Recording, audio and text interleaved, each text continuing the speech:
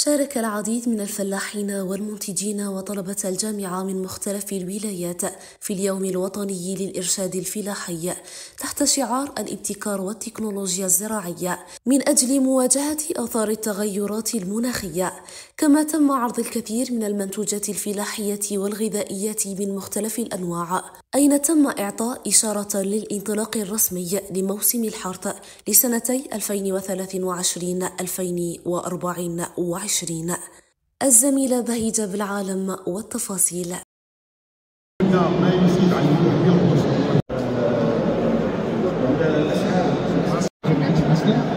احنا فلاحين اننا نشارك في هذا المعرض لاظهار التكنولوجيا الجانب المحليه، وهذا من اجل التقرب من الفلاح والجهات الفاعله الاقتصاديه عن طريق تقديم المنتجات التأمينية الفلاحيه، بالاضافه الى مرافقه الفلاح عن طريق التوعيه والتاسيس وتقديم الاستشاره.